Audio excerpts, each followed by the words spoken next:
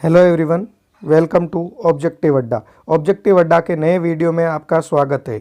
आज हम इस वीडियो में मौर्योत्तर काल से रिलेटेड जो भी मोस्ट इंपॉर्टेंट क्वेश्चन है उनके बारे में डिस्कशन करेंगे। इस वीडियो में आपको कण्व वंश, सातवाहन वंश, कुषाण वंश और चैदी वंश से रिलेटेड जो भी मोस्ट इंपॉर्टेंट क्वेश्चन है उनके बारे में डिस्कशन करेंगे। इसमें वही सवाल लिए गए हैं जो सीधे आपके एग्जाम में पूछे जाएंगे।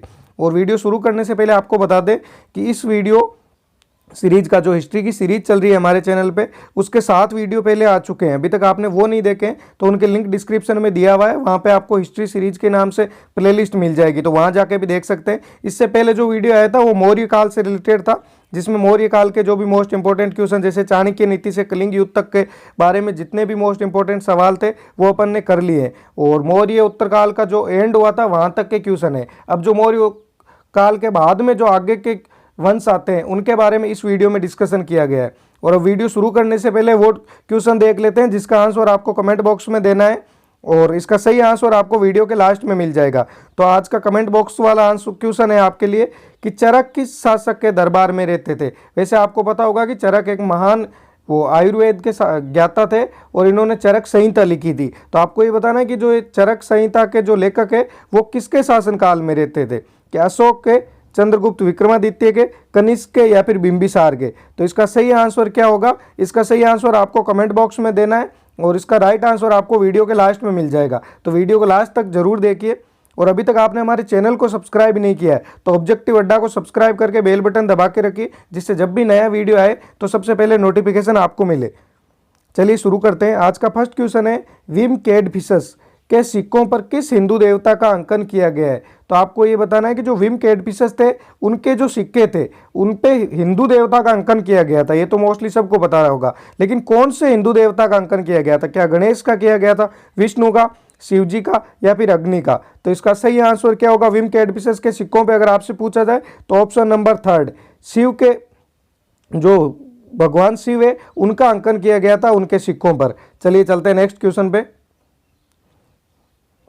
और आज का अगला सवाल है, मथुरा से प्राप्त खड़ी मुद्रा की आदमकद प्रतिमा से संबंधित है। तो आपको ये बताना है कि जो मथुरा से एक मुद्रा मिली है, खड़ी मुद्रा, उसमें एक आदमकद प्रतिमा बनी हुई है, तो वो प्रतिमा कौन से काल से संबंधित है? क्या वो गुप्त काल से संबंधित है, शुंग काल से संबंधित है, कुषाण काल से संबंधित है या फिर मौर्य काल से संबंधित है? तो इसका सही आंसर क्या होगा? इसका सही आंसर है कुषाण काल से संबंधित है वो मुद्रा। अब वैसे आपको पता होगा कि कुषाण काल के जो महान शिल्पी अगर आपसे पूछा जाए तो वो 2 शिल्पी कौन थे?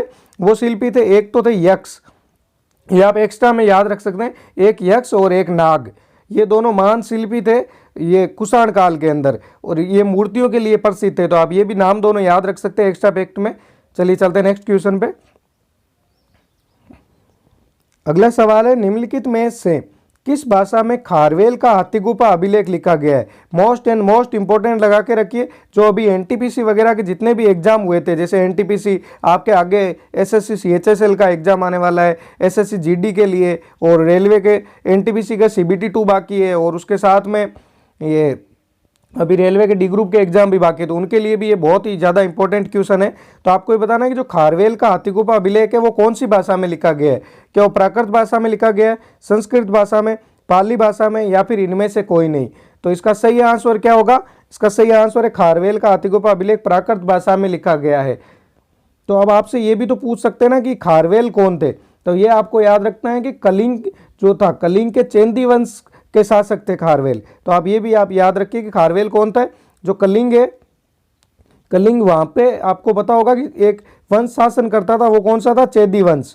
तो चैदी वंश के शासक थे खारवेल, तो उनका जो हाथीगुफा अभिलेख है वो प्राकृत भाषा में लिखा गया है। चलिए चलते हैं नेक्स्ट क्वेश्चन पे।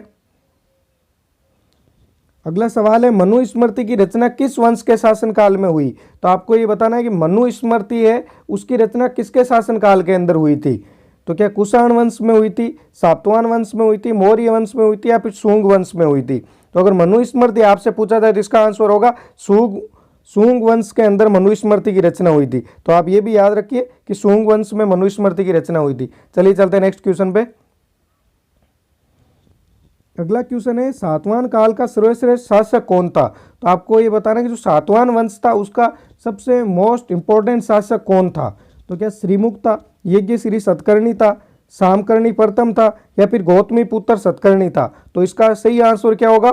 इसका सही आंसर है ऑप्शन नंबर 4, गौतमी पुत्र सतकर्णी था सातवाहन वंश का मुख्य सर्वश्रेष्ठ शासक। ये आपको वैसे पता होगा, ये एकमात्र ऐसा वंश था जो अपनी माता का नाम अपने नाम के आगे लगाते थे।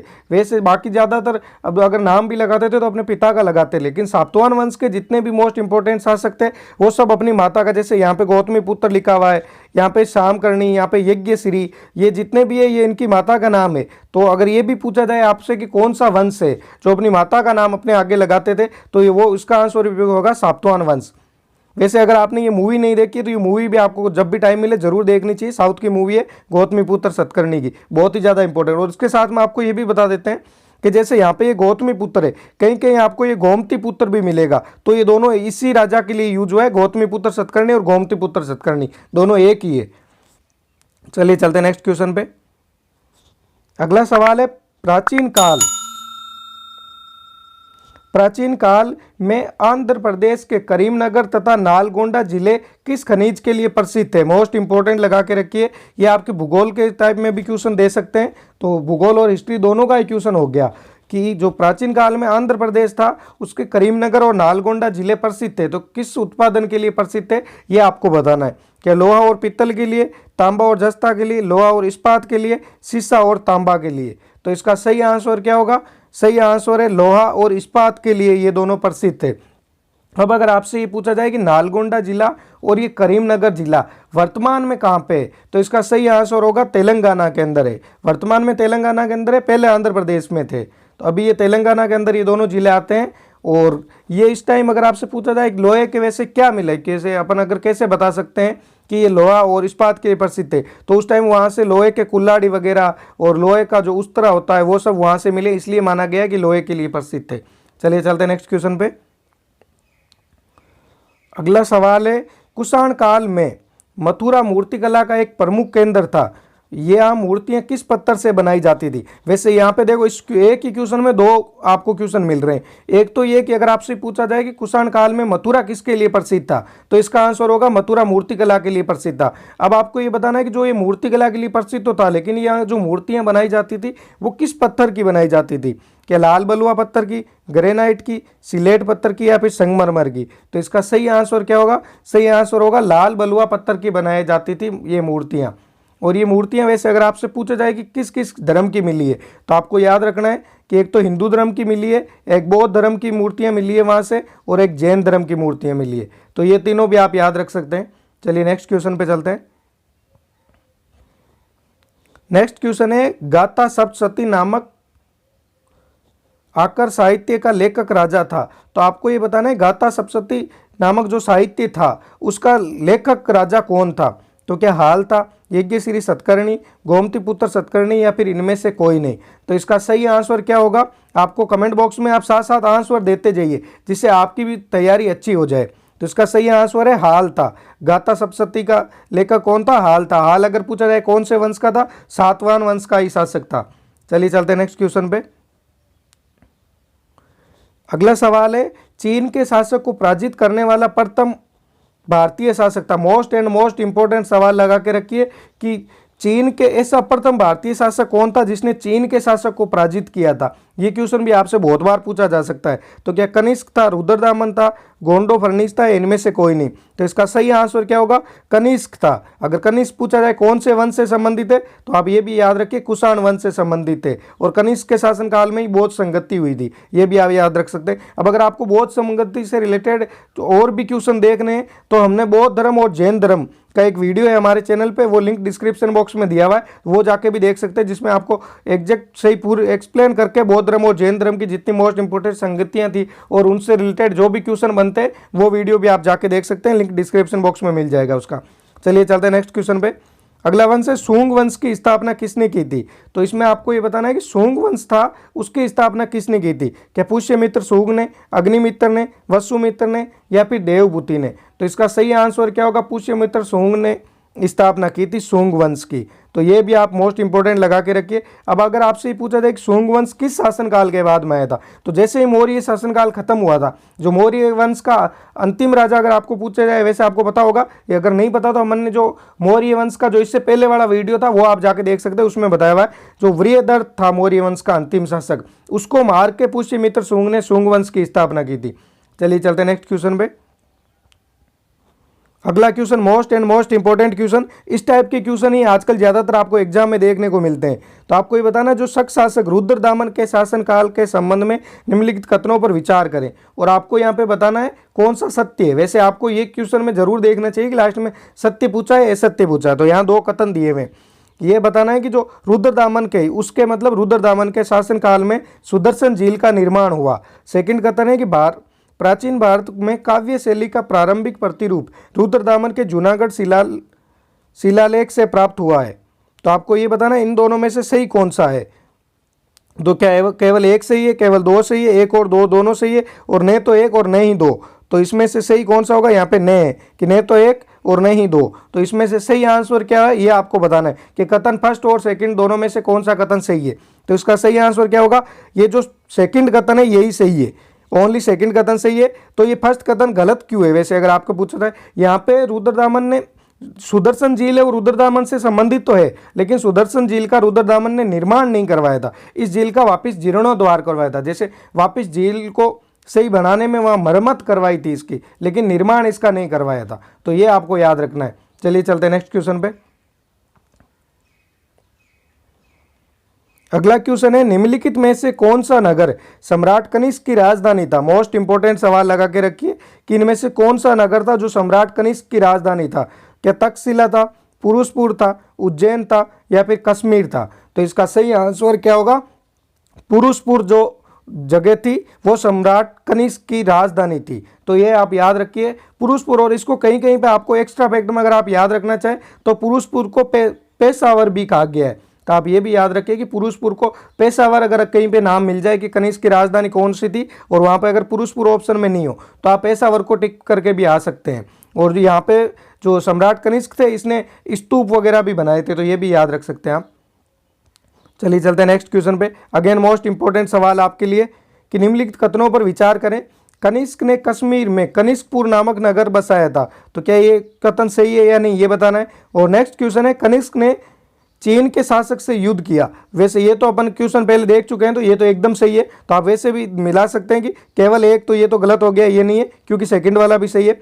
केवल दो ये हो सकता है, एक और दो दोनों, और ये नहीं। तो इन दोनों में से आपको बताना है कि कौन सा ऑप्शन सही है। तो इसका सही आंसर क्या होगा कि ये कथन, जैसे कनिष्क ने कश्मीर के अंदर कनिष्कपुर नगर बसाया था, एकदम राइट क्वेश्चन है, आंसर है। और सेकंड है कि कनिष्क ने चीन के शासक से युद्ध किया। तो इसका सही आंसर होगा एक और दो, दोनों सही है।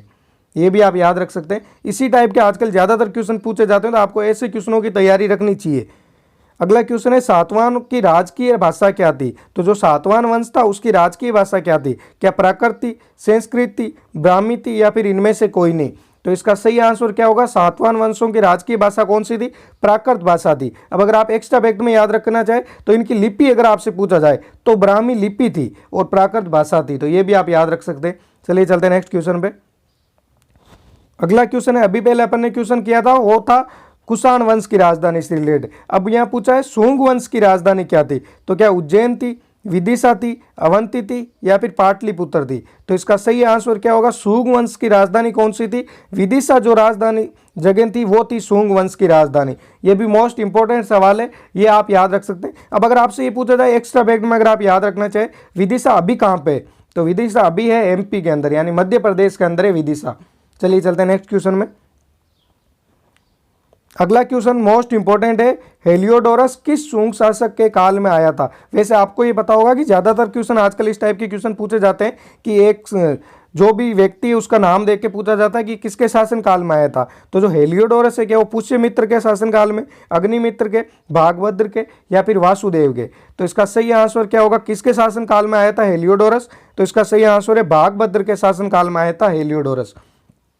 अब अगर थोड़ा आगे बढ़ने से पहले आपको ये बता देते हैं, अभी तक आपने हमारे चैनल को सब्सक्राइब नहीं किया है, आप फर्स्ट टाइम हमारे चैनल पे विजिट कर रहे हैं, तो इस चैनल पे आपको हिस्ट्री के साथ में साइंस के और जो करंट अफेयर के और जो भी स्टैटिक जीके से रिलेटेड जितने भी मोस्ट इंपॉर्टेंट क्वेश्चन है, जैसे अगर वो जो इसका मेन टारगेट है वो है एनटीपीसी सीबीटी 2 और उसके साथ में जो ग्रुप डी का है और उसके साथ में आप एसएससी जीडी, इन तीनों में से अगर किसी का भी एग्जाम दे रहे हैं तो आप जरूर चैनल को सब्सक्राइब करके रखिए, जिससे जब भी नए वीडियो आए तो आपको सबसे पहले नोटिफिकेशन मिल जाए और आपकी तैयारी में एक आगे कदम बढ़ जाएगा।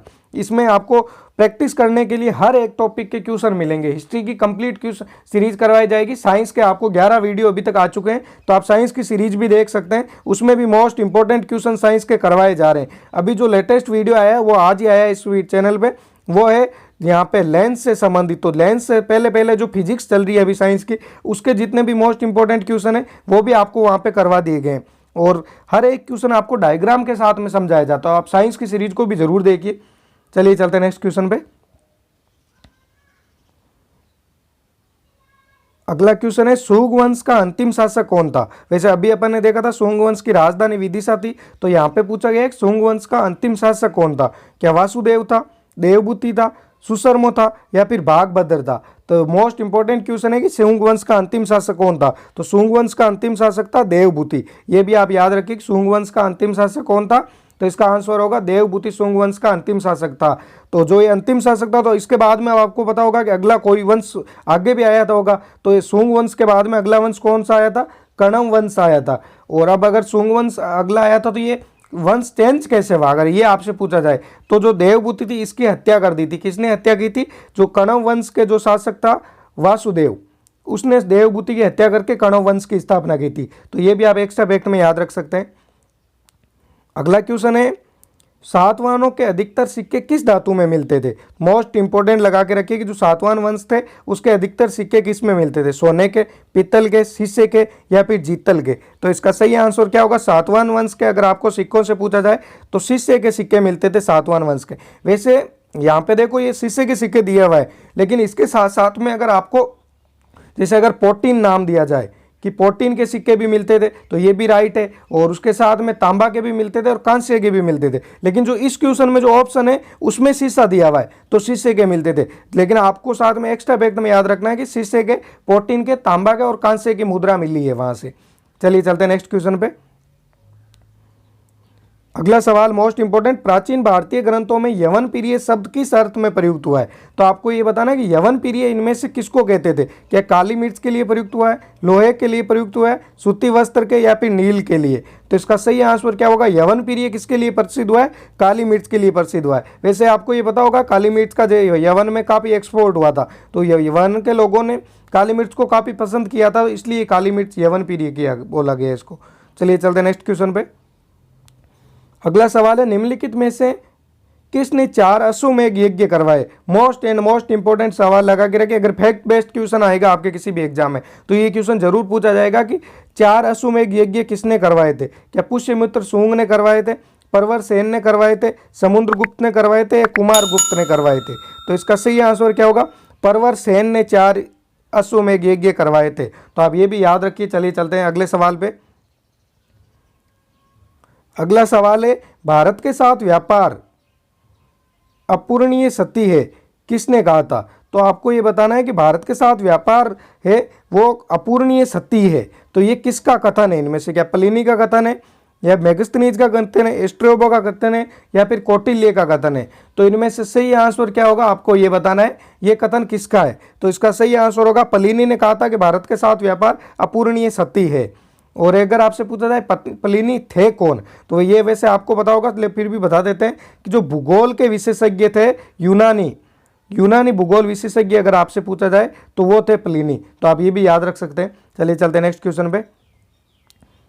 अगला सवाल है निम्नलिखित शासकों में से किसके लिए एक का ब्राह्मण प्रयुक्त हुआ है। तो आपको ये 4 शासक दिए हुए हैं, तो आपको ये बताना है कि एक का ब्राह्मण निम्न में से किस शासक को कहा जाता था। तो क्या गौतमीपुत्र सतकर्णी को, पुष्यमित्र शुंग को, सुशर्मन को या फिर इनमें से कोई नहीं। तो इसका सही आंसर क्या होगा, एक का ब्राह्मण किसके लिए प्रयुक्त हुआ है। तो इसका सही आंसर है गौतमीपुत्र सतकर्णी को कहा गया है एक का ब्राह्मण। चलिए चलते हैं नेक्स्ट क्वेश्चन में। अगला क्वेश्चन है अशोक और कनिष्क दोनों नहीं। तो आपको ये बताना है कि जो अशोक थे और कनिष्क इन दोनों में कॉमन चीज क्या थी। तो क्या वो विशेष धार्मिक अधिकारी नियुक्त किए थे इन दोनों ने, श्रीलंका में अपने दूत भेजे थे, बहुत सम्मेलन बुलाए थे या फिर दक्षिण में शासन किया था। वैसे आपको पता होगा इन चारों में से दोनों में से किसी न किसी से एक एक कथन तो संबंधित है, लेकिन इन चारों में से ऐसा कौन सा कथन है जो दोनों से संबंधित है?